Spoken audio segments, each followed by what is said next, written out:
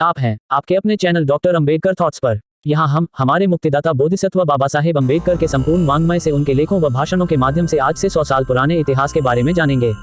हम जानेंगे कि कितनी विकट परिस्थितियों में उन्होंने हमारे लिए उस समय संघर्ष किया था, जिस समय हमारे समाज और महिलाओं के लिए देशकाल और वातावरण बहुत ही ज्यादा दयनीय और निकृष्ट स्थिति में था।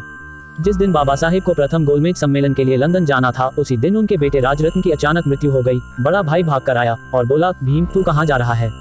बेटे के आकस्मिक निधन से बाबा साहब स्तब्ध रह गए थे। फिर भी अगले ही पल उन्होंने अपने आप को संभाला और भाई से कहा, अगर आज मैं लंदन नहीं गया तो गांधी एंड कंपनी करोड़ों दलित पिछड़ों के अधिकारों की हत्या कर देंगे। मैं मेरे एक बच्चे के लिए अपने करोड़ों बच्चों को नहीं मार सकता हूँ। ऐसे थे हमारे बाबा साहेब। बाबा साहेब ने कहा था कि जिस तरह किसी पौधे को जिंदा रखने के लिए खाद, पानी और हवा की जरूरत होती है, उसी प्रकार किसी महापुरुष को जीवित रखने के लिए उसके विचारों के प्रचार प्रसार की जरूरत होती है। इस मामले में हम सभी खुशनसीब हैं कि उनका लिखा संविधान और साहित्य आज हमारे बीच मौजूद है।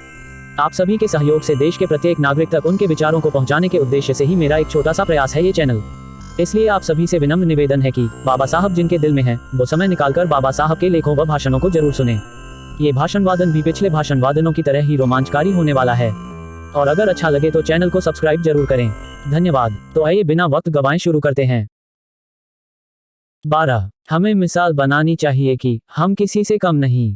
शनिवार 17 सितंबर 1927 को रात 9 बजे एल्फिंस्टन रोड की डेविड मिल चाल के कंपाउंड में महाड में 25 दिसंबर से होने वाले सत्याग्रह के बारे में पहली सार्वजनिक सभा डॉक्टर भीमराव अंबेडकर की अध्यक्षता में हुई। सभा में अस्पृश्य वर्ग के लोगों की भारी भीड़ थी। सभा में मैसेज गणपतराव जाधव, धोंडीराम गायकवाड़, सालुके बुवा तथा शिवतरकर जी के सत्याग्रह के बारे में भाषण हुए। बाद में अध्यक्ष डॉक्टर अंबेडकर ने बहुत सरल भाषा में लोगों से कहा कि सज्जनों, मुझसे पहले के वक्ताओं ने आपको बताया है कि हमें सत्याग्रह क्यों करना चाहिए। अस्पृश्यता हमारा कलंक नहीं है तो हमारी माँ बहनों पर कलंक है। कारण यह है कि जो लोग खुद को स्पृश्य समझते हैं, उन्हें ऐसा लगता है कि मेरी माँ अस्पृश्य को जन्म देने वाली माँ से बेहतर है। लेकिन हकीकत यह है कि हर माँ 9 महीनों में ही प्रसूत होती है।